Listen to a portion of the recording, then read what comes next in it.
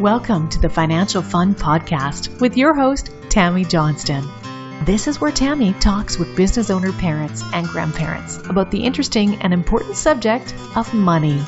We promise this to be an interesting and open discussion, as that's how we learn best. And now, here's your host, author of the Financial Foundations. Financial Foundations is a series of books to teach kids about money, goal setting, and living a balanced life. Find out more at financialfun.ca. Here's Tammy Johnston. First things first, I would like to thank all of my listeners that have subscribed and reviewed my podcast and invite you to subscribe and review if you haven't yet. I appreciate you helping us to get the word out and making financial literacy a safe and welcoming subject for kids and adults. Second, please check out my podcast website, financialfun.ca, where you will be able to access past shows, find out more about me and our guests, as well as purchase the beautifully illustrated Financial Foundations books that teach kids about money in a fun, healthy, and holistic way. Hello, and thank you once again for joining us for the Financial Fun Podcast. Today, our guest is a very interesting woman that I have been having a great pleasure in getting to know, and her name is Wunmi Akinlosotu. Thank you for joining us, Wunmi. Thank you very much, Tammy. It's a pleasure to be here with you today. So, Wunmi, what is your business? What is your passion? What excites you? Oh, okay. I love talking. Well, we'll get along just great because I'm really good at talking too. Okay, so I'm the founder of Blooming Ladies, which is actually like a community or a movement of motivated women that know that they deserve to have the best in life. So I do events, network meetings, I do trade shows, we do masterminds and mentoring. Oh, very, very much needed stuff. It's amazing what happens when intelligent, motivated women come together in a community. Yes, thank you. So what got you into doing that?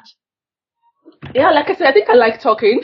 But from since when I was younger, I realized that I'm always the go-to person when people need advice to get something done, especially maybe their career or their business. Oh, and even when I was in high school, I could remember having a project in code on a classmate, because she was so into herself. And I just told myself, this girl has so much she's hiding inside. And I tried to get close to her and help her pull out her best. Yep. And before we left school, she got an academic award. By the time we were leaving in grade 12, she became so confident and she decided to do better in academics, and she was writing songs. So that just made me know that, this is something I'm passionate about. I love to connect people. I love to work with people. I'm just basically a people person. Absolutely awesome. It must have felt wonderful to watch that girl come out of her shell. Yes. Yeah. I felt so proud of myself. And the funny thing is that she didn't know that I had her as a project here to work on how to make her better. Yeah. You know what? It's probably best that she didn't know that you had taken her on as your personal project. Yes, it's good for both of us that way. And what is your family situation, Wunmi? Yeah, so I have one husband. Been married for almost 14 years now. I have 3 kids, 2 girls and 1 boy. The girls are 12 years old, 10 years old, and the little boy is 3 years old. Oh, you have your hands full, my dear. Very full. And you still manage to find time to do your events and all the things that you do. Yes, I still have time to do that. I just have to juggle so much together, and I think that's just the life of a woman, right? Oh, very much so. We wear different hats, and makes our lives interesting. Well, it's pretty much impossible to get bored because we never have the time or energy to be bored. You don't have the time. You don't. So, Wunmi, where you've lived in a few different places around the world, haven't you? Yes, I have. Where all have you been? I've lived in Nigeria. That's where I'm from. That's where I was born. I've lived in Scotland. I've lived in Abu Dhabi. Abu Dhabi is in Emirates, UAE. Yep. And now I'm in Canada, Calgary. So you've obviously seen an awful lot of different things because you've lived in very different places around the world. What are some Yeah. of the most different ways that you've seen that people react or treat money in the different countries you've lived in? Oh, okay, that's a very good question. I think the places that are very different to me. Let me start from Scotland, UK. I don't want to use I'm looking for the right and the political words to use now for how the Britons relate with money.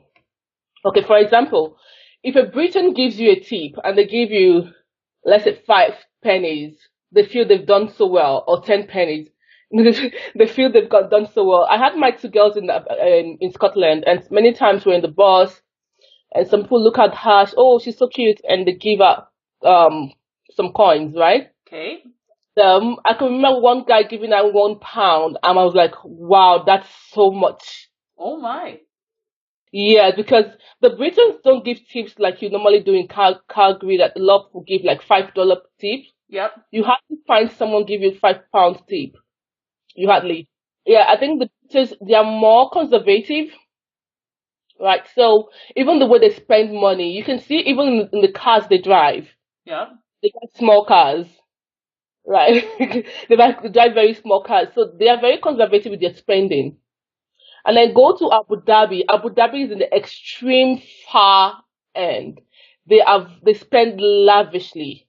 They spend money. I don't know, because they've got so much money, right? So they spend easily and lavishly. They get the best cars, the best houses, the best they can afford. And even if they can't afford it, they get it. Oh my. Yes, and then back in Africa, Nigeria, because we are mainly a cash community, a cash economy. Yep. Though now, yes, they're having credit now, but not as much as in the Western world. So people only spend most of the time money they have, right? So if you're going to build a house, you're going to build it with your cash. Yep. Yeah, so you're going to buy the land and then start buying the building materials. So at the end of the day, when you have a building, you have a house, you don't have like loans on it. You don't have debt on your property because you bought it with your cash. Yeah, and Calgary, I would say Canada is quite in between Abu Dhabi and the UK. Yeah, they're just somewhere in the middle. They're not too conservative with money, and of course not too extravagant also. You said that you had your two daughters in Scotland. Yes. Were you there long enough for them to start picking up on like the Scottish way of doing things? Like, have they asked you any questions about the differences between, like, especially Scotland and say Canada? Yeah, no, because we came directly from Abu Dhabi here. Oh, okay. We came from Abu Dhabi. When we were in Scotland, we were quite young, very little, so they can't remember much about Scotland. Okay. They asked about Abu Dhabi, and then when we left Scotland, we went back to Nigeria briefly before moving to Abu Dhabi, and then here. So they asked questions about Abu Dhabi, about Nigeria, about here, a little about Nigeria, but mostly for them, the shock was actually coming from Abu Dhabi. Okay, so what are some of the things that they've noticed and comment on and things like that? Yeah, they noticed, like I said, money. The fact that there's so much money in Abu Dhabi compared to here. Yeah. You know, like we got to Abu Dhabi. My younger daughter was 4 years old, and at that age, she knew the difference between she knew a Ferrari car. You know, and she would go that let's get a Ferrari car because she had classmates that have like 3, 4 Ferraris in their houses. They have sports cars, you know. So and then they go for birthday parties, and you see different luxurious cars. And maybe she sees a classmate just in KG in Yep. kindergarten. I'm having expensive electronics. Yep. So yeah, it's just so much of money around, flying around, and then coming here was quite different from them. I can remember my kids saying, "Mommy, some of my friends feels we are rich," you know. And you're going, we are. Yeah, because for them, we're not rich compared to, because they were comparing ourselves with their friends in Abu Dhabi that had so much more. And then I tell them, you know what, you're now in the real world. This is how the real world is. Abu Dhabi is not the real world. Yeah. There's so much money there and there's no tax. They don't pay tax, right? So that's actually the big difference for them.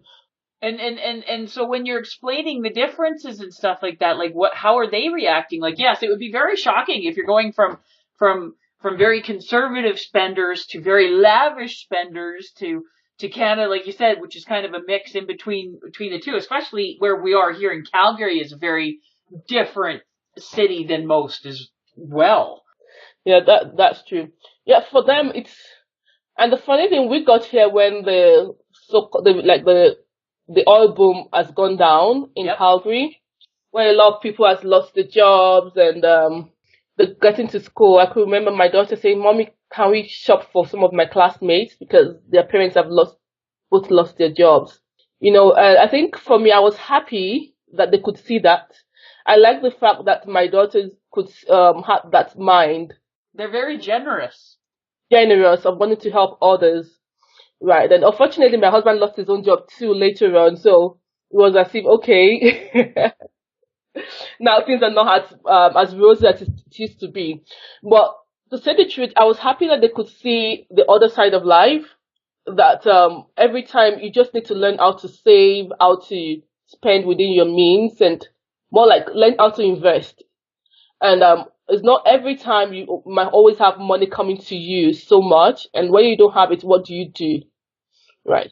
But like I said earlier, I'm so happy that my kids learn, they have that generous heart to want to help others. Well, that it is a wonderful thing, and kids can be so kind and generous, and they want to help others. I think it has to be taught out of them. Yes. Yes, that's true. Fortunately, some people do teach it out of their children. Yeah, yeah, that's true. I can remember my daughter, during the summer, like this summer, they had a summer camp and we were supposed to raise money. So the two of them went around doing bottle drives. The younger one did bottle drive and the older one decided to sell cupcakes. So she got her money in a piggy bank and she said, you know what, I'm going to buy some cupcakes and then sell them at a higher price, and then I will give all the proceeds plus the capital for the fundraising. They're going to raise funds for some kids in Mexico, you know. So they did that. And it was ought to be like a competition between the two groups, my daughter's group, the younger one and the older one. Yeah. And the older one, she felt our group was losing. At the end of the day, she took all her savings and she gave everything, you know, the charity. And I was actually going to discourage her. I said, well, you don't do things like that, at least you give just a part. But she wasn't going to listen to me. And I said, okay, I should be a good mom. I should not discourage her so she gave all her savings out, and she didn't mind doing that. I was really impressed with that. I was really impressed. I'm impressed with her deciding to do a business and learning how to, okay, I'll buy these and I'll sell them for more and I'll make a profit. Yeah. I'm my heart's always just following the young entrepreneurs. Yeah.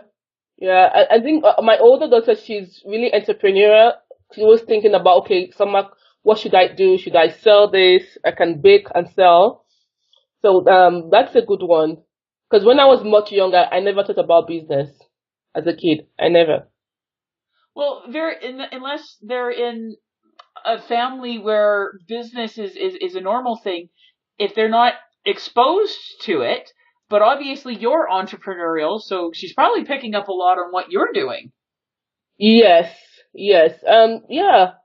I think another thing is sometimes maybe let's say the passion wasn't there or I wasn't just interested because like my older sister was really into business.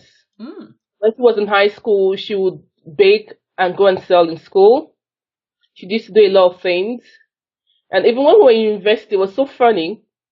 My parents always gave me more money than they gave her as pocket money. My mom is a person that believes, you know what, she needs to provide for our kids' needs, even our university days, school fees, and then she'll still give us pocket money to go to school. Yep. So I never used to work. But my sister in a school, she had a small grocery shop in her room, so to speak. Okay. And she would sell all the little things, yeah. And my parents would give me more money than they give her. She will use hers and then do business and get more. I'll finish spending mine and go over to my older sister's place and collect more money from her. So I was just the spoiled one. But Were you so the baby by chance? I was the youngest girl. I have a younger brother, about 7 years younger than I am. So yeah, so I was almost like the the baby. So I was just a spoiled one. But looking back now, my daughters are really entrepreneurial, right? They look at me and they want to do what I'm doing. My daughter will say, "Mommy, I think for your business you need to add merchandise to it." And then, yeah, she went online and she was designing things. Mommy, you need to get this. And I said, okay, thank you very much. And she says she's my business manager. Oh, I love that.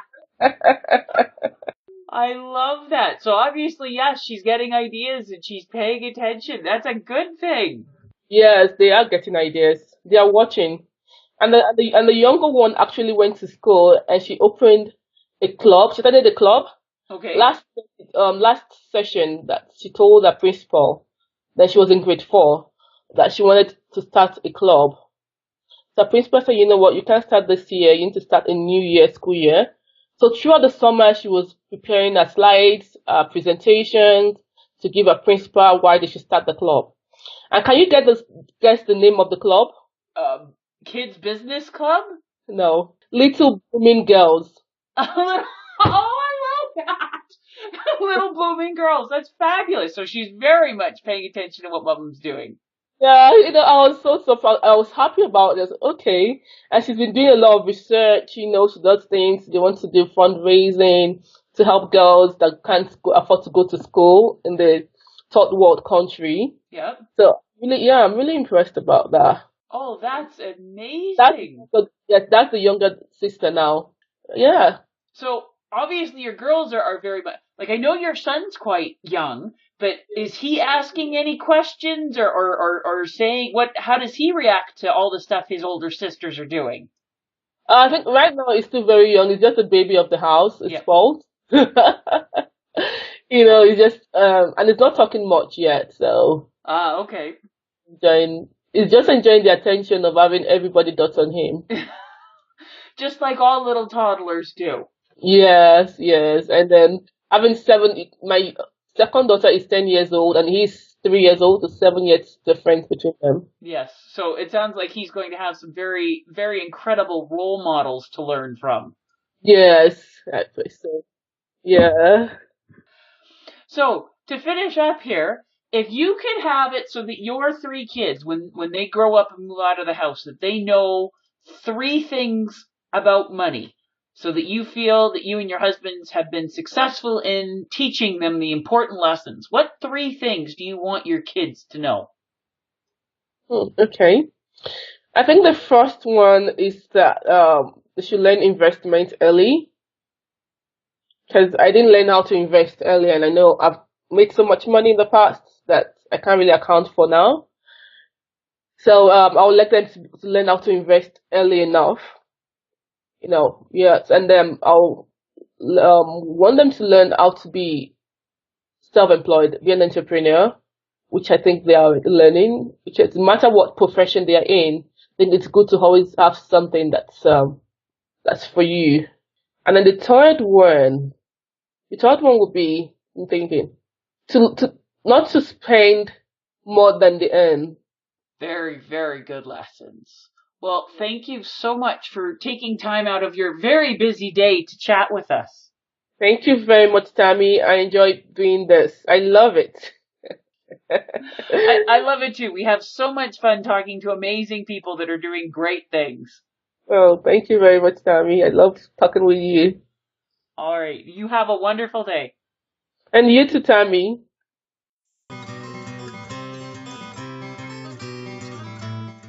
Before we leave each other, I would ask all of you listening to please subscribe to and rate my podcast. A review would be most appreciated, and feedback is always welcome. Whether it be a comment, future topic suggestions, and/or questions you or your kids would like to have answered in the Ask Tammy column on the financialfund.ca website.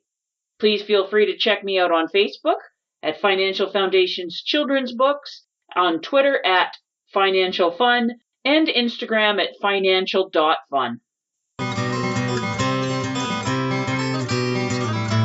Thank you for joining us for this episode of the Financial Fun Podcast. Join Tammy Johnston again next week. For more information, please visit financialfun.ca.